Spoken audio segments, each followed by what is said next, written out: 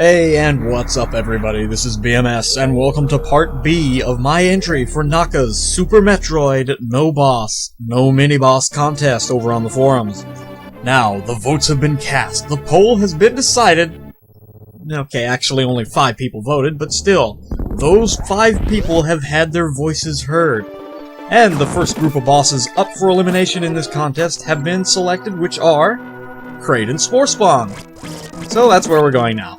Piece of cake, we really collected every item that's possible up to this point, save for one power bomb down in Lower Norfair.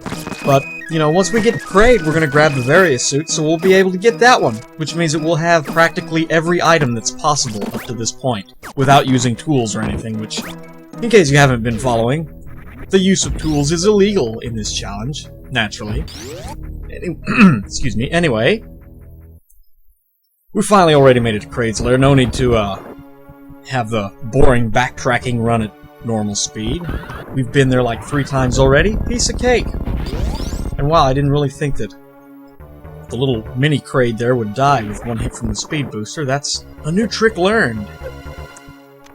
Damage boost did me absolutely no good. I've actually gotten pretty good at timing how to do the damage boost now. Benefits of Metroid Impossible, I guess. Actually, I didn't really use that much in that hack, but still. Kraid's not going to be this big of a deal because we've got all of our beams except for the plasma beam, an assload of super missiles, and I figured a trick out. If you fire at him to make him open his mouth, if you can shoot a super missile into his mouth while he's still in his first phase there before he opens it all the way, he'll freeze up for like a second, which means you can pump like 3 into him before he finally shuts it. And that means that it only takes one normal missile to kill him from there. Piece of cake.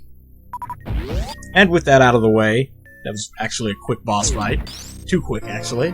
But we can grab our various suits. So now what we're going to do is we're going to head back down into Lower Norfair and grab that power bomb tank that we missed. Once again, we've been here. We know what's here. I'm going to speed it up to quadruple speed because, you know, I can, and I really don't want to come up with any kind of bullshit commentary to cover the shit. Oh, well, that's actually a new area. Now that we've beaten Kraid, we can get access to that little small room and grab an extra E-tank, which those are always nice, but we don't really need it now. I mean, Norfair's not that big of a threat now that we have the Varia. The superheated rooms can't touch us. We take half damage from everything. Which even means that I can take this route. While it is quicker, you normally take more damage, but still. Various suit, I love it. I've gotten very good at jumping out of that pit, by the way, without the gravity suit. It's actually not that hard once you learn the little tricks of it. Thought I could speed boost there in that small area, but no.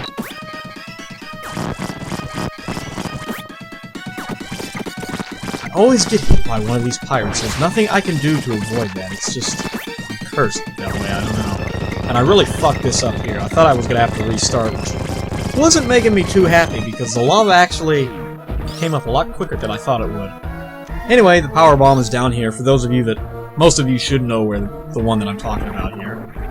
And like I say, I didn't have time to practice enough to get it without the Varia on my first run through. And as you can see, those key hunters there is pretty much the main reason why I wasn't able to get it, because I think without the Varia in your normal power suit, they take off like 3 energy tanks each time they hit you, and yeah, you pretty much have to be perfect when you come down here. You're already running low on crystal flashes, probably, at that point, and yeah, it's too perfect for me. I really didn't want to put the effort to do that. Not to mention I ran out of time. The due date had come and passed when I actually finished up my Norfair run, so I was already behind schedule.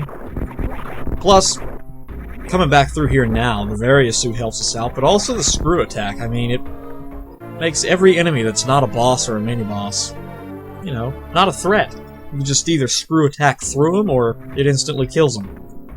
And anyway, we finally got the power bomb, so that was quick and easy, and mildly painless, although we did lose, 8 energy tanks there? So it wasn't too painless, but still. Not bad. Now all that's left, we've collected every item that we can up to this point. Like I say, and now all that's left is to go up and destroy Spore Spawn.